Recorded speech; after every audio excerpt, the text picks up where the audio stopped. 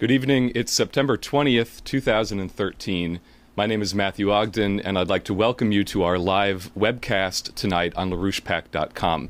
As usual, on these Friday night events, we will be featuring Mr. Lyndon LaRouche, and we will be posing a series of questions which Mr. LaRouche will have his responses to. Now, I'm joined in the studio tonight by Megan Beets of the LaRouche-PAC Scientific Research Team, The Basement, and she will be joining me to pose the questions to Mr. LaRouche tonight. And I would like to ask Megan to come to the podium to pose our first question. Thank you. The first question comes to us from an institutional contact in Washington, D.C., and the question is on the economic crisis in Europe. They say, Mr. LaRouche, with all of the recent focus on the Middle East, the ongoing economic crisis in Europe has tended to be forgotten. Yet, Greece, to take one example, is going through a continuing collapse with 6 consecutive years of economic decline despite 2 bailouts. According to some accounts, the Greek unemployment rate is the highest in recorded European history.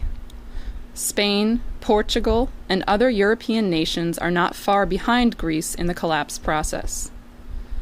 Now it appears almost certain that Greece will need a 3rd bailout very soon. Clearly, the policy of bailouts conditioned on austerity is not working. What is the alternative for Europe? How does the fight that you have led for Glass-Steagall in the United States, which has gained tremendous momentum in the past few weeks, relate to the European situation? Well, there's some things you have to take into account, and these are not restricted to Europe. They are international. But the difference is the difference in the situation in the United States from that of Europe. The problem is centered, of this type that we're dealing with, is centered in the British oligarchy, in the British system, which is actually the Anglo-Dutch system. And this is a global system, which we can count at least not less than 40% of the total activity, of personal activity, of people on the planet. And actually, if you want to draw the conclusions, which are more complicated, you can extend that to 60% and so forth of the total planet. So what you're dealing with has a simple solution. Most of the problem is that, first of all, people are not producing anymore, or they are producing on a much reduced scale. They're not really producing anything to speak of. So the actual of the total amount of so-called dollar equivalent income passing through the system is increasingly large in respect to money, but is shrinking at an accelerating rate in terms of reality. If you may have noticed that in recent years, you have a hyperinflation throughout the transatlantic region. Just think of prices when you go back to, say, take 1960. And you can, and what's happened in the more recent thing under the Bush and Obama. Under Bush and Obama, we've seen in the United States the greatest collapse of income per capita in all recent history. This is a hyperinflationary thing which is killing people, and it tends to kill people. Now, the root of this thing starts from several things. First of all, it starts from the way the banking systems operate. Now, banking systems like the Wall Street system or the equivalent British system really are not banks. They're thieving operations. The complication is not only are they stealing, like Wall Street steals. That's what it does. It steals. It doesn't earn anything. Look at the recent hyperinflation that started again and even shocked some of the people who've been pushing the hyperinflation before. So the problem is you're dealing with a hyperinflationary situation. Now, if we were, say, we apply Glass-Steagall, we would shut down and foreclose banking systems such as the Wall Street system and the equivalent European systems. We'd close them down because all we have to do is call them in for an accounting and say, well, you've had this debt that you call debt. You've had this kicking around over there for a long time. You've never liquidated it. In other words, you are simply speculating, playing the game of boardwalk in Monopoly. And so the game goes up, the prices go up, the money flows, the income, reality collapses. So therefore there's a good side to this, or beautiful side to which we say. The beautiful side, if we do the right thing, and if we put through Glass-Steagall, we will just automatically liquidate most of Wall Street and similar kind of institutions in Europe. You see, in Switzerland, for example, in the Swiss banks are now causing a crisis feeling throughout much of Europe, because the Swiss big banks, now one of them at least, is going back to reality, or toward reality. And that is a threat to everybody, because they're not going to, they're kicking out. They're not going to go with this anymore. They know they can't survive it. Now, the Swiss economy and the Swiss society is different. The way they react is different than the rest of Europe. So if we put through Glass-Steagall effectively, as it now seems a feasible proposition, this is not something that might happen by magic. This is something which would be a natural thing to happen. In other words, it's come to that point. Wall Street and the similar kind of clowns really don't have much grip on anything anymore. All they have is gangster muscle, and you're going to find more of it. But if we put through Glass-Steagall, and we're getting on the edge of putting through Glass-Steagall, and putting Glass-Steagall in will have a lot of implications, which will be wonderful. Not perfect, but wonderful nonetheless. Because we will actually be forced to foreclose on Wall Street and similar institutions and practices in Europe and so elsewhere. Now that means that the burden on the population of the United States and Europe, for example, will collapse. Because if we put into Glass-Steagall, the system of the national system will be based on Glass-Steagall and on the institutions that go together with Glass-Steagall. So that we will cut those things off. They're not on the agenda, because we're going to issue a credit system, and most of the income that is going to be circulating in society is going to be the income that we do on the basis of a credit system. Just exactly what Alexander Hamilton prescribed in his day. So the idea of this terrible debt, it can be wiped out. Not in really entirely, but if we shift so we don't no longer borrow or take credit in the swindling system, and you go back to a real system, which is Glass-Steagall, you will automatically have a fundamental shock-like change in the situation for the betterment of the people. It will not be perfect because other things have to be done, but we can have a very sudden point where this hyperinflation, we blow it out. How? We bankrupt them, because they're not worth anything. They're using the control over their political control. Now, the other side of this is the force behind this, typified by the British monarchy.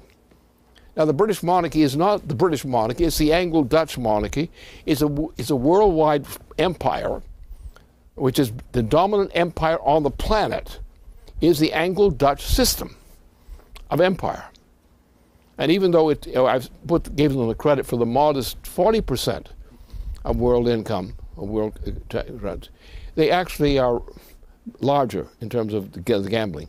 But we shut them down because we changed the system. What we've done, we've destroyed the real economy for the sake of the speculative economy, which produces almost nothing. For example, when the auto industry was shut down in the United States, and essentially shipped out to China and so forth. What happened? That was the end of real productivity. And when similar things happened in agriculture. So there you take the big centers in industrial production and similar related kinds of production, and then agriculture you're putting down. What's left of your economy? So therefore, what we're in to deal with is not worrying about how this terrible thing is going to hurt us in terms of a hyperinflation. We can deal with a hyperinflation. We have to make the political decisions in government which cause us to dump the swindlers and put them out of business, or mercy something or other, and we simply will change things. We will cancel prices. You think if we cancel, as what we should, in terms of London, France, and Wall Street in the United States alone, do you realize how much of that stuff will just be wiped out? Now, what would be the effect of wiping out all those debts? The debts assigned to the people will collapse. That will actually tend to import growth. Because if you're forcing this system, you're going to find things like simple foodstuffs and so forth, things you require, are going to seem cheaper, because you're not going to pay this crazy tax, which is the oligarchical tax. Now, the other side of this thing, which has another side, is that the intention of the British Queen and the intention of those throughout Europe, like the Anglo-Dutch, are the worst, or the Saudis, among the worst. So you take those groups and you put them where they belong, in jail, for example. And you do that, and you find that suddenly things cost a lot less. Now, that's not going to be a good situation. It's a good situation from the standpoint of money with respect to people. The cruelty will be lessened. The possibility of getting something going will be increased.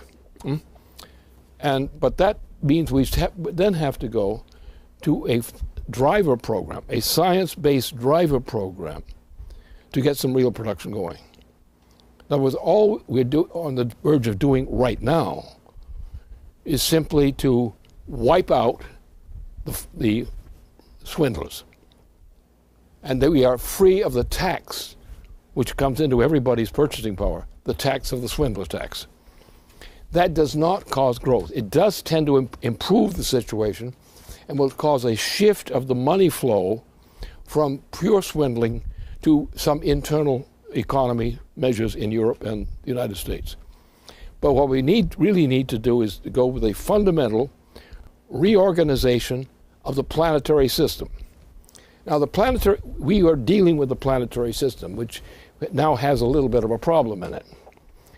Because if people don't use thermonuclear fusion, if they don't clean up the act and get serious about this stuff and stop these games they're playing, if we do that, if we make that change, then we will have a rapidly accelerating growth of productivity and naturally consumption. And this will plan, our plan is, as now, is from the Mississippi River, especially down below the Missouri Junction, which is the area which is starving for lack of water or lack of conditions of life. So we take this whole area, just below the Canadian border, and below that, into Mexico. If we put that system into work, and with the kind of water system and driver system, which goes beyond Nawapa, which goes across not only the western part of the United States and Mexico, and actually flows into Canada as well, and Alaska, but it goes into Asia. So it would be the greatest driver program that mankind has ever conceived. It'll start relatively slow in terms of rates of growth and so forth. But this means an end to that system. It means an end to the kind of political system, too, which does that sort of stuff that's been doing. It means that these guys are going to go into the poor box. They'll try to raid it, but they'll be there. They'll be taking residence there in the meantime. But the only way to understand this is just say, what is the alternative? Are you going to complain about it and say that great injustice is being perpetrated? Of course it's being perpetrated. But if you do something about it, it's not going to be perpetrated anymore.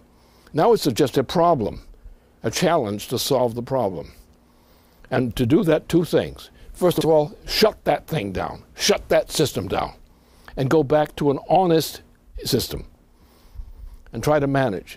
The drop in costs, the actual earned costs or incurred costs, will drop the time you shut down Wall Street, and do the same thing in relevant periods of Europe, which means we get a respite, which gives us an opportunity to change these things. Then we have to do a large project, which will probably come chiefly if we can get the thermonuclear program going, thermonuclear fusion program going. And there are problems in getting it going. In principle, it will work. But you have to have the system organized to make it work in principle. In that case, mankind is headed for the greatest achievements in the coming 50 years, and along the way in those 50 years, the greatest achievements of mankind ever known. And that will solve the problem temporarily. And then we'll have to do some other things. That's the way to look at it. Let's not be playing, we got this thing that's going to hang around us. It doesn't have to be continued. It doesn't have to be the situation. And the best thing is you just simply bankrupt the British Empire, bankrupt things like it, bankrupt the swine in the United States. Swine are to be eaten, not to be enriched.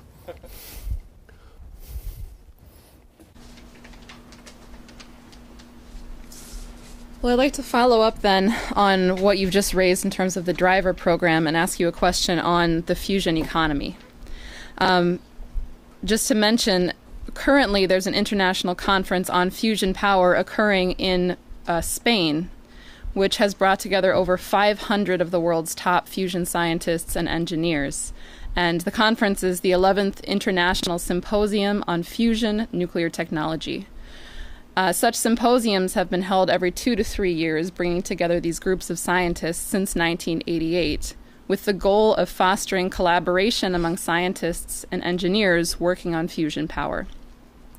The hosts of this year's conference in Spain announced that the purpose of the symposium is to focus on, quote, both near-term fusion devices and long-term reactor technologies, with special attention to science, engineering, experiments, facilities, modeling, analysis, design, and safety. The symposium included presentations by leading fusion scientists from South Korea, China, Japan, Russia, India, the United States, Europe, as well as leaders of the International Fusion Project, the ITER, International Thermonuclear Experimental Reactor, that's currently being constructed in France.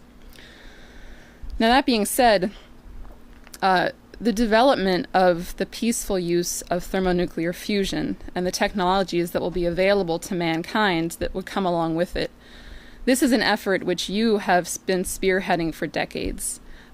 Since the original founding of the Fusion Energy Foundation in 1974 and the accompanying International Journal on Fusion Energy. Throughout the 1980s, you and the FEF sponsored international conferences around the world on fusion, bringing together these leading scientists for the necessary dialogue. Now, currently, the Basement and 21st Century Science and Technology have just published a new report entitled Nuclear NWAPA 21, Gateway to the Fusion Economy. We've revived the campaign to win the political fight for fusion. In discussions yesterday with members of the scientific research team, you said, without thermonuclear fusion, mankind has no future. Now, we open the report with a call for an international Manhattan Project-style collaboration and crash program with the leading scientists from around the world to achieve and conquer fusion. So I would appreciate it if you could make some remarks. The problem is that since the early 1970s, but particularly since 1980, 82, what has happened is the fusion program, or the real nuclear power program, has been shut down. It's been shut down in two areas. It's been shut down increasingly in the area of simple nuclear power, simple fission power. That's ended. You've just seen the virtual completion of the entire shutdown of the economy of Japan. And there's no way that Japan can continue to live if it continues that policy. Right? That's the problem in most parts of the world. The fact that we don't have any productive flows. Now, this is in part, it's inevitable. Because if you know the difference between mankind and an ape, which some people in government seem not to know, in matter of fact, the apes are blush and embarrassed every time they bring up men these days for exactly that reason, is that mankind is the only species of its nature. We seem to look like monkeys. Some people behave like monkeys, and sometimes the monkeys are embarrassed to acknowledge them as cousins. But in the problem here is that it is inherent that mankind is the only species that has the willful power to increase its productivity. Yeah. So therefore, this means that as you go from simple, long time ago in Southern Africa, we have spotted cases where there are people where someone said they're monkeys or they're baboons or gorillas or something, and if they would find in some of these areas, they would find actual baboons and so forth, or baboon-like creatures, gorilla-like creatures and so forth. And this is the South African way where they got the best reports on this kind of stuff. But you had also one other kind of ape-like looking thing. And what it did, in all of its sites that are notable, this monkey, who is not a monkey, used fire to cook his food and similar things. Now from that point on, which is a couple million years ago or so, from that point on, we found that this species, which we now call human, which is characteristically based on fire, all kinds of fire. It starts out with simple fire, and it goes up the scale of chemistry to ever increasing energy flux density. We have now come to a point where we're dealing beyond anything that mankind knew before in terms of ordinary chemistry. We're now in the vein of thermonuclear fusion. If this means that the existence of the human species, the continued existence of the human species, now requires the utilization on a massive scale of thermonuclear fusion. We don't use coal anymore. And that's the principle. We still use coal. But we are going up to the level of chemistry so that the composition of human activity is based on increasing levels, like species types, which are a higher order of density. Now, if we're going to live, we have now entered a period of time where henceforth the minimum requirement is going to be the inclusion of a driver program which is based on thermonuclear fusion. So we have naturally come to a point, as I've noted this thing, that we're now going to the point from the Mississippi River edge, especially down from where the Missouri comes into the Mississippi. This is the area, the drought area now. It goes all the way down from that zone, and a similar thing happens on the coastal mountain ranges of California.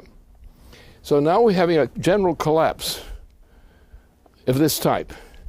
So now what we have to do is we have to have a driver program which increases the energy flux density of water. We have to process water with higher density, driven essentially at bottom by thermonuclear fusion. Now, the problem. What has happened since my period of dealing with this issue, back in the 1970s, what has happened since that time, especially since the advent of the 1980s, there's been a consistent driving down of the energy flux density in the US and European economies. So what happens is, though we do have thermonuclear fusion experiments, we don't have ones that can come to a conclusion. Why? Because the governmental system, including the British system, will not let us organize on the level of energy flux density of applied fusion products in order to make this thing work. If we do the right thing, and if we stop this nonsense about suppressing thermonuclear fusion, then we are going to create the greatest system of growth that mankind has ever known. And it will be created in a region largely from west of the Mississippi, all the way across the ocean, by way of Alaska and the Bering Straits into China and other parts of Asia. Also, we'll get the Canal built, and that will change the whole character of that part of the world. So we will then take with very simple kinds of conceptions, simple in terms of categories. And these categories will ensure us that mankind is going to achieve things which mankind needs. And the point is, as contrary to these stupid people, these brutish, stupid people who believe in the green policy, the green policy, if it continues, will be the death of mankind. We have to crush the green and get back into real stuff. And what's required is the history of man, the history of the biology of man, from something like a gorilla, looking something like a gorilla in South Africa, but using fire for his subsistence. From there, man has continued the process of progress, not always consistently. The oligarchical system has arisen and crushed this kind of thing. But now we've come to the point where humanity will not exist for much longer without the benefits of full-scope thermonuclear fusion. That has to be our destiny, our immediate destiny. Now, I shan't be around to finish that process, but I am damn determined to make sure that other people continue the process and succeed. And that's the way to look at this thing.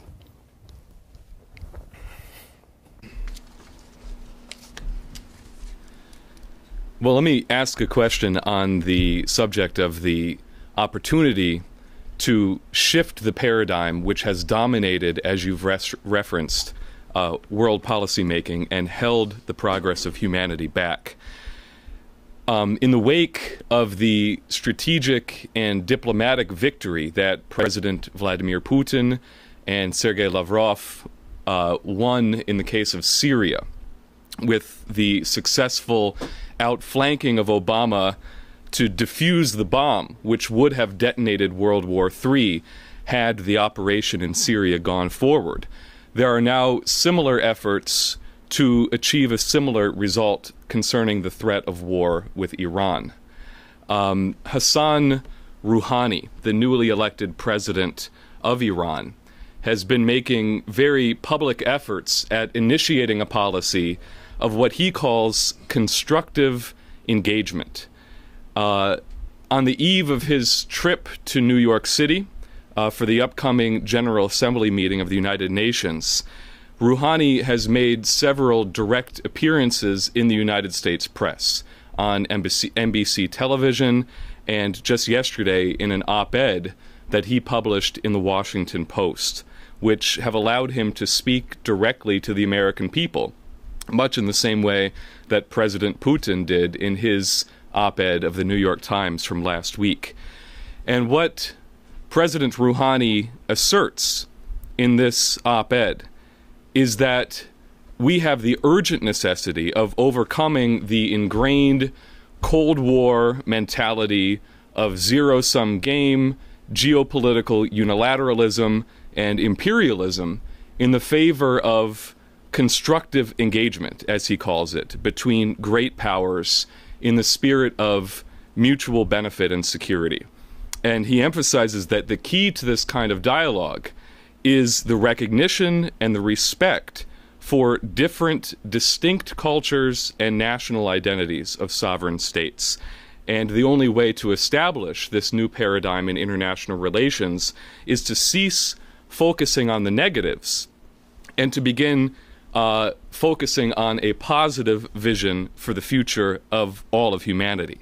So his appeal to world leaders is to have the courage to look beyond rivalries of the present and to embrace a vision of the future that they wish to create for their children and their grandchildren. So I think it's significant that these initiatives from Rouhani and from Vladimir Putin both come in the wake of the recent meetings of the SCO in China, where Rouhani and Putin and President Xi Jinping were in dialogue about precisely this vision of the future, what Xi Jinping defined as the new Silk Road or the Eurasian land bridge.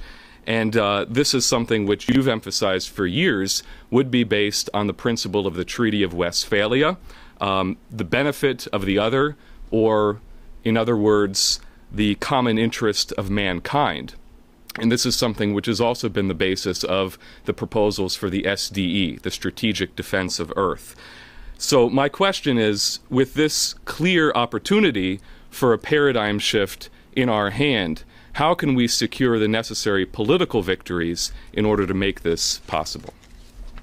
Well, the problem is that the optimistic view, which is implied by Iran, implied by China, implied by Russia, is in a sense an accident, and it will not solve the problem.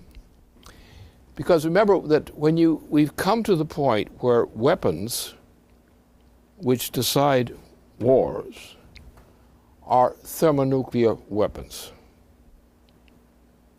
Now, the very fear of the thermonuclear factor terrifies people. What's worse than that? We've reached the point that war, as we have known it, among human beings is no longer possible if human beings wish to survive. Because when you come to the point that the existence of society depends upon thermonuclear fusion, you no longer have the option of simply negotiating peace. Now, what you will preserve, because culture is so important, that the cultures of various nations and peoples are things which will continue to be, maybe decreasingly in the long term, but for the immediate period, for the next couple of centuries, the planet is going to be based on national cultures in one way or the other. And therefore, the national cultures naturally tends to lead, if you're rational, to peace, not to war. So this is not the idea that this is an opportunity to avoid collision. It doesn't work. Because the problem is, if you don't develop thermonuclear fusion, now you're not going to be able to maintain an assured defense of the existence of the human species. Therefore, while the peace orientation, as I've just described it, summed it up, yes, that is necessary. But what's the positive basis for it? The fact that you refrain from doing something bad does not mean that you're going to do something good.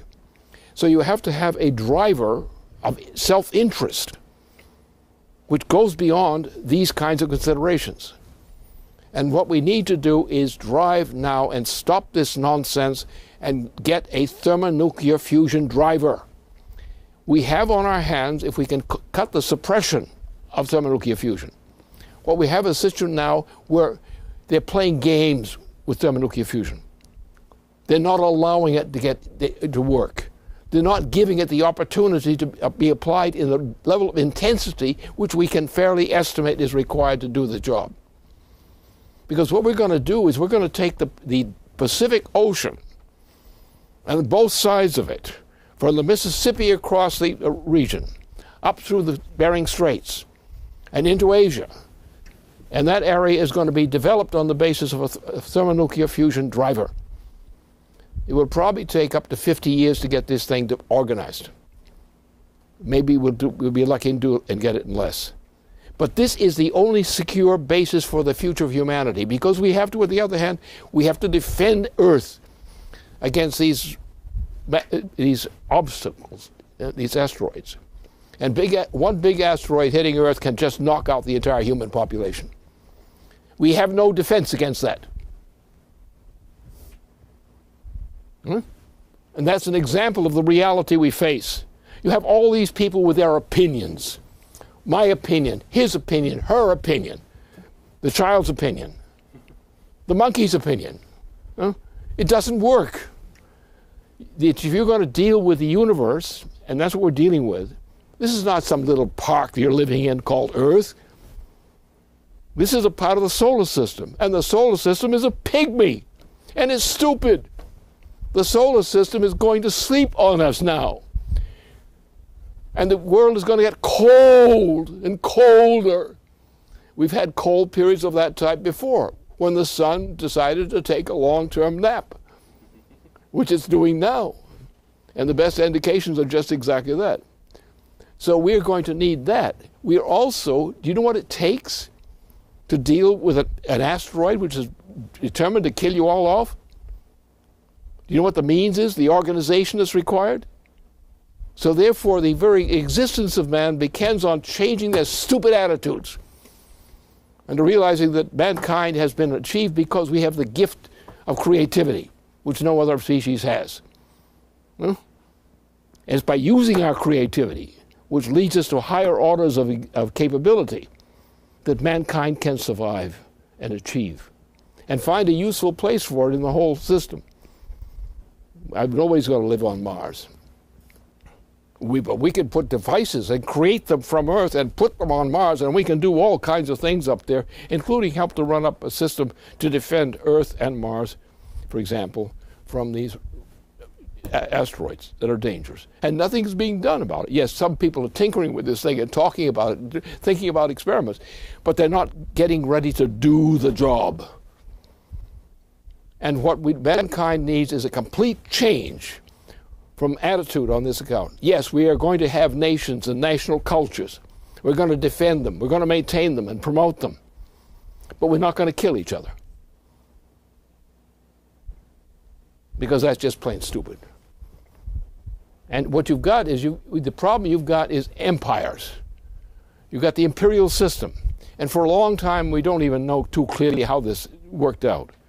But what a division occurred between two kinds of human beings: oligarchs and slaves.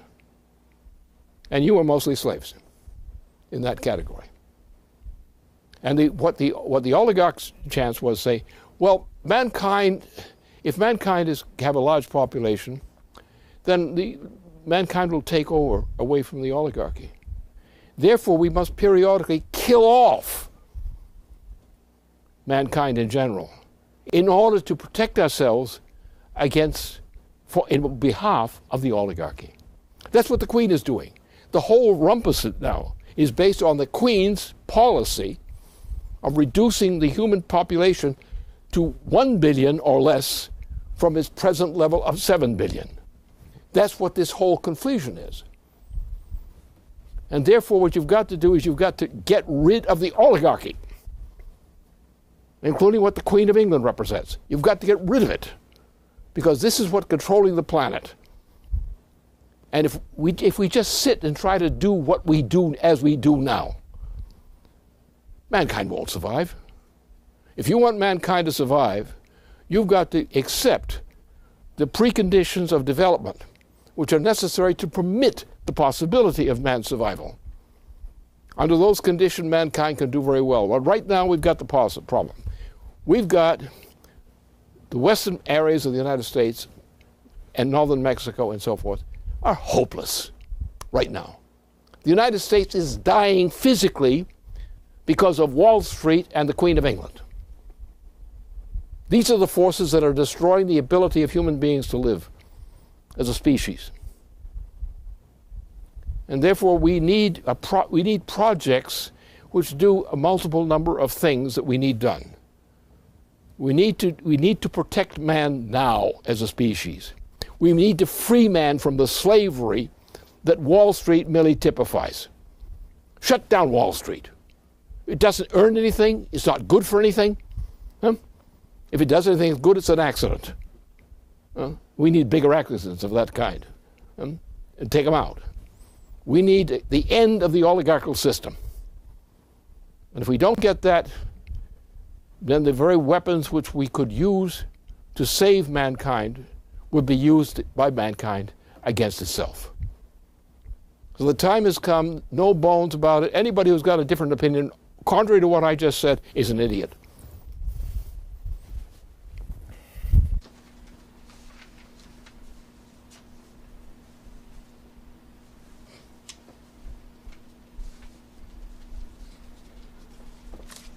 Okay, our next question comes from a longtime contact and supporter in Argentina. And he says, Mr. LaRouche, greetings from Argentina. How can the globalist oligarchy have power, political, economic, ideological, cultural, etc., without using the creative powers which are unique to human beings? And why is it that those who do employ those powers do not have power? Or is it a mistake to even apply the attribute power to the oligarchy?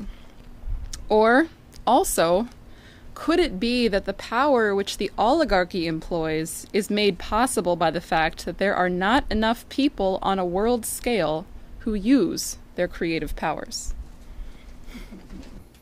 Well, that is certainly absolutely true. My congratulations to the gentleman.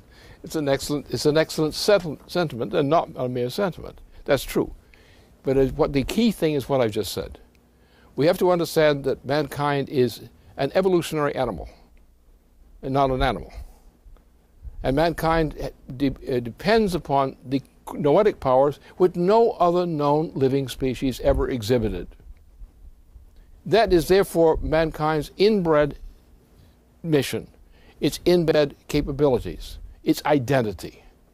What the oligarchy, which suppresses the creativity, is therefore the enemy of mankind in man's clothing. Maybe we should take all their clothing away, or something like that, so they would be embarrassed, in two senses of the term embarrassed. So the point is the failure to recognize that man has an obligation to survive. And surviving is not simply defending yourself against the neighbor next door. It's the requirement to realize that this solar system, which is a very low-grade system, this is not a big system. This is a poor little thing on the edges of our galaxy, right? Not that big a deal. And it gets weak, it goes to sleep on the job as it's doing now. They're not heating up the place anymore. It's going to get colder. You're going to freeze. So it's this quality of mankind, in mankind. Mankind has to understand himself. And I think one of the problems is we believe in a lot of things that are silly, but they're popular. We got a neighbor nearby. Anyway, so what we have to do is understand we've come to the end of the possibility of running the planet the way it's been run by mankind so far. What we have is we have tickles. We have cases in which gestures have been made in the direction of proving what mankind is and can be. And apart from all these damn idiots and fools. And therefore, what we have to do is, instead of sitting back and saying, well, it's not our time, it's not they won't let us do this now, it's not our time. We have to go along with the way things are. That's just plain stupidity. I mean, you have to realize what a poor little solar system we live in. And we think Jupiter is a mighty object out in that solar system, when the whole system is going to go to sleep on us. You're kidding yourself. Which means that mankind has intellectual capabilities innate to mankind. These have to be called forth, and instead of trying to use ordinary opinions, we've got to say, what is it that threatens man, even by our negligence? And how do we do something about it? How do we defend ourselves against asteroids which could wipe out mankind on Earth in one blow? And similar kinds of things in this planet. Obviously, mankind has to act as really bigger than the sun. Not in size, not in weight, not in temperature, but mankind is smarter than the sun. We just have to learn that fact.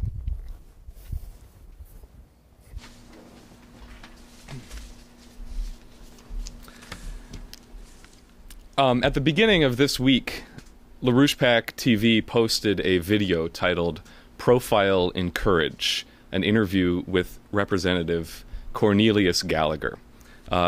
Neil Gallagher is a former congressman from New Jersey, and the interview covers his experience fighting almost single-handedly against the secret government that had taken over the United States in the wake of Franklin Roosevelt's death and was largely responsible for the assassination of John F. Kennedy 50 years ago, and the reign of terror that was asserted over Congress by J. Edgar Hoover's FBI. And you emphasize that Congressman Gallagher is a hero of this nation, a great servant who should be honored for what he did, and be given the justice that he deserves, that he's been denied, for the courage that he had to fight when many others had failed for reasons of cowardice or moral corruption. Now, what Gallagher describes is a process of behavior modification of the United States Congress, which caused Congress and many who came to Washington with great intentions and patriotic ideals to be morally corrupted and to give up on their fight, such that they could no longer look at themselves in the mirror. And Congressman Gallagher said, "I refused to live like that." So this behavior modification, which he described then, which was imposed through blackmail, through intimidation, through slander, and even assassination, both threatened and actual, persists to this day. Today, what we see in Washington is the same type of secret government control operating from behind the scenes in Congress. Not only do we have the Snowden revelations about the NSA domestic surveillance, which is something that Congressman Gallagher was one of the original opponents of, but we have Wall Street bribing and intimidating our elected officials, as we've seen direct reflections of recently in the fight over Glass-Steagall. And as of this week, the role of the Saudis in buying up members of Congress has become glaringly clear. This week, we've circulated a leaflet in Washington titled, "Do the Saudis Own Your Congressman?" And that was also the title of a large banner which we had erected outside Washington this past Wednesday on Capitol Hill, which certainly made some waves. And several news stories have been published, including in the Wall Street Journal, about the role of Prince Bandar in funneling massive amounts of cash into the pockets of several key members of the Senate and the House, with intelligence expert Wayne Madsen even speculating that perhaps this cash originated from the money that was accrued through the Saudi BAE slush fund under the auspices of Al Yamama, which was also the money that was involved in financing the attacks of 9/11. Now, what we've done in this past week is to crack this Saudi apparatus wide open.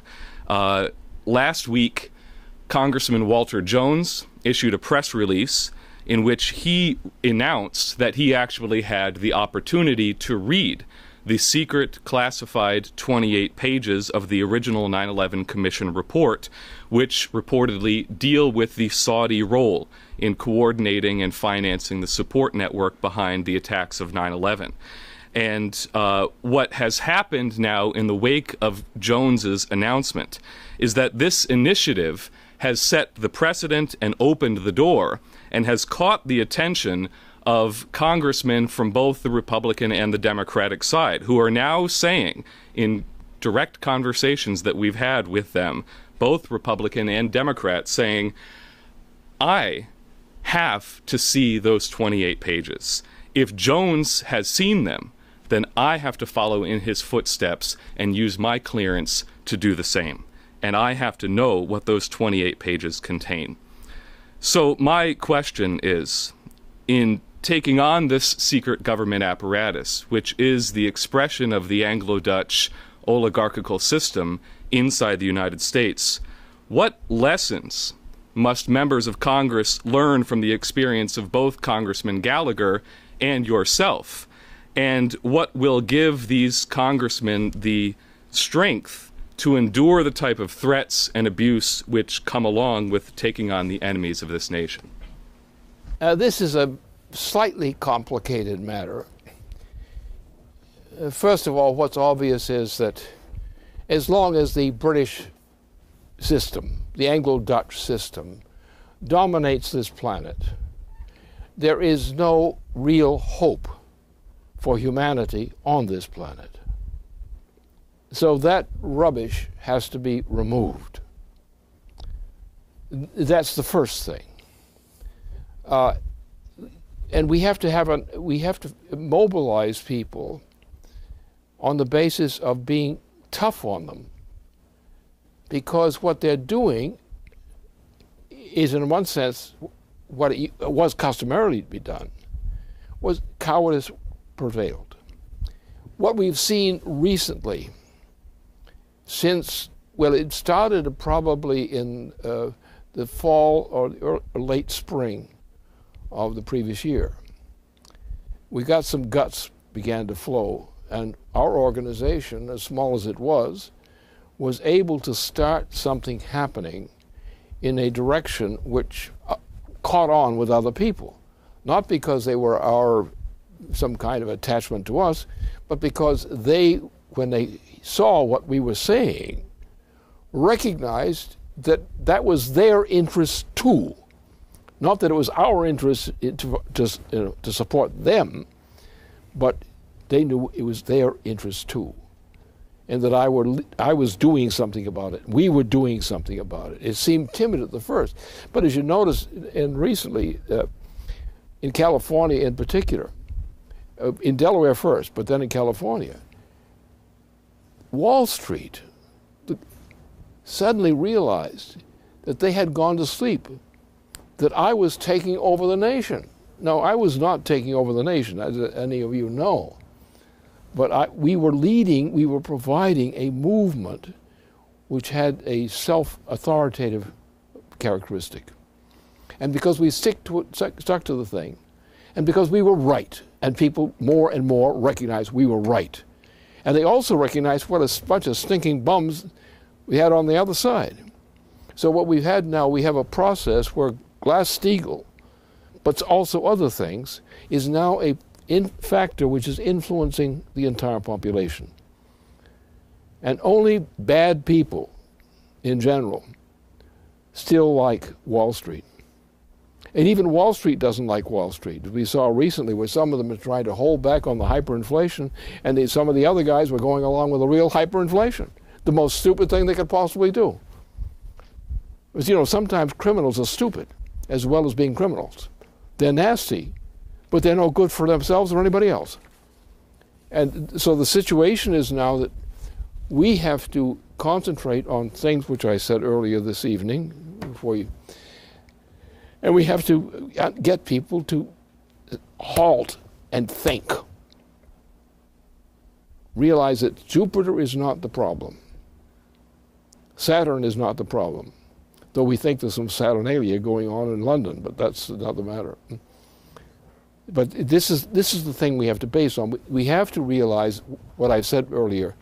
Mankind has to recognize its destiny, which is not some miracle thing out there. It's simply that we have certain capabilities because we are human, and because we have a quality that no other animal has. Mankind is the only species that is capable of forecasting the future. Therefore, we have the greatest power that you can imagine by being human beings. The greatest power inside the solar system is the creativity of mankind. And that's what we must base ourselves on. That's what Gallagher was doing, the same thing. He was saying, take the good things and make the good things in life your weapons for better. And so we simply have to understand that you have no right to be stupid. You have no right to suck the blood of the oligarchs. You have no right. You have no right for stupidity. You have a commitment given to you by the fact that you're creative, that you have the power to know the future, so you cannot be excused for disregarding the future. And that's where we are. And we just have to hope that more people realize what I've said. Mankind is the only creature that is capable of forecasting the actual future, which has been my profession for a number of years, a number of decades. Mankind has that innate capability. And all the people say you can't know the future are the damn poor damn fools. Anyone, if they're properly educated and have the guts to do so, can be a person who can foresee the future, in some degree or not, but recognize that that's a fact, that you can foresee what you are walking into. And you must act to deal with what you're walking into. And those who have not lack the ability to do that are failures.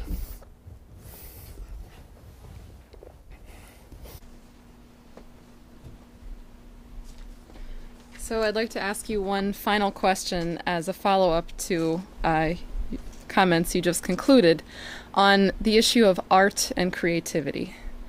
On Monday, in the regular discussion with the LaRouche PAC Policy Committee, you remarked, as you've just done here, that the greatest threat to mankind is that we still tend to think of ourselves in this peasant mentality. We still tend to think and behave as if animals, dependent on sense perception, believing the literality of sense perception. This is also the theme of the report that you've just concluded, called the thesis. On Monday, you stated that the way to overcome this is through something very precious, which is classical art. There you said, we have to understand that music is not only entertainment.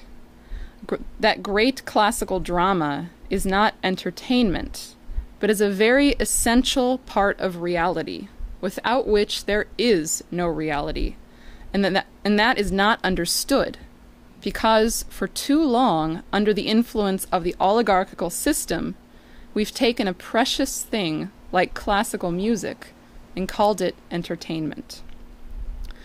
Now, I completely agree. Music is not entertainment, at least not in the way that people think of it today. But it is an integral part to the way that the human mind works and the way in which the human mind has access to his own capability to understand truth in the universe. This is completely against the oligarchical outlook. Now, just to add in, there was an interesting interview published this week with the new Pope Francis, and under the subheading within that interview, Art and Creativity, Pope Francis says, "Among musicians, I love Mozart, of course. The Et Incarnatus Est from his Mass in C minor is matchless. It lifts you to God. Mozart fulfills me. But I cannot only think about his music, I have to listen to it. I like listening to Beethoven, but in a Promethean way. And the most Promethean interpreter for me is Furtwängler. And then, Bach's Passions. The piece by Bach that I love so much is the Erbarme dich, the tears of St. Peter in the St. Matthew's Passion. Sublime." So I was wondering if you could comment on this issue of classical art, the human mind, and the access to truth. Yes. It's another example of the case of where people make mistakes about things. People think that numbers and so forth are practical and very important. But that's not true. It's simply not true. Because we have people act on the basis of what? Sense perception. That's what they act on. Now, what does sense perception do? It does exactly what you know sense perception does. It guides you on the basis of sense and so forth, smell sense, right, into following certain tricks. Now, what happens? We find the people who are following these senses completely fail, repeatedly fail. So that when you're following sense perception, you are headed for failure. Now, what do? You have what's called morality. Now, what's the components of morality? Well, components of morality are not really involved in sense perception. They are involved with the effects of sense perception, if you run on that basis alone. But we have what we call morality. And most people don't understand morality. They use the term, don't understand what it means. But it means that you find that, well, let me put it this way to make it come out as a coherent composition. The problem with sense perception is that it's useful for only certain things. It is useless on Mars. It is useless in other situations of that type. So we use other qualities of experience other than sense perception. They have a relationship to sense perception because they interpret sense perception. They define it. They say what's wrong and what's right. And what they say, their way they define what's right and what's wrong in sense perception is what defines them as human, as effectively human. Now, what do we know positively? We know classical artistic composition. We know things about how this. Well, take the whole history of science is based on that. That sense and other things are part. It says, and sense perception is the least important of our capabilities. Sense perception alone defines ignorance, crudity, and so forth. And then something warns you that sense perception is such, if you're following that, greed and so forth ensues. So what do? You've got an insight into how the human mind actually works to solve problems. And that's how I know. And what it is, you are then compelled to do what no animal can do. You are compelled to foresee the future. How do you know the future? Your idea of the future is related to what you know are higher principles of the universe than sense perception. So you interpret sense perception, you use sense perception, but pretend it. You don't worship it. You don't give way to it. You're not a practical person. And the meaning of a practical person in the crude sense is you simply follow your nose, your sense perceptions, your possession of this, your pleasure in that. And so the true and scientific discovery, the work of people like Max Planck, or Einstein, and you find that nothing has been done significantly since Planck and Einstein on certain categories which are fundamental to human knowledge about the universe. So we rely upon categories which are not sense perception. We acknowledge sense perception, but when you're out in space, how can you have sense perception? You can't go in it that way. So the problem here is to recognize, as I do, because it's only on the basis of sensing the future and knowing something about the future that you relate that to your sense perception. And you judge your sense perception whether it's right or wrong on the basis of those considerations.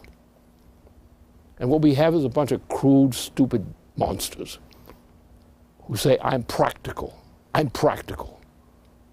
I don't need that. I'm practical. I've got sense perception. I know what's going on. I have sense perception. And what are they? They're brutes. And if you don't have these abilities to see things through the mind of a creative artist, or something like that, you don't know anything. You're just taking a wild guess. But when it comes to your effect on the human species, on mankind in the universe, sense perception doesn't do you any good. You have to have something else, insight to the effect of what you're doing on mankind, on the human species. And the question of understanding what the human species' mission is. Otherwise, how do you know what to do? Most people don't. we have to help them.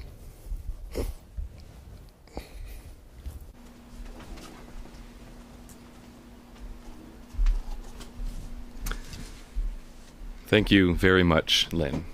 That brings a conclusion to our webcast for tonight. I'd like to thank Megan for joining me tonight, and I'd like to thank all of you for tuning in.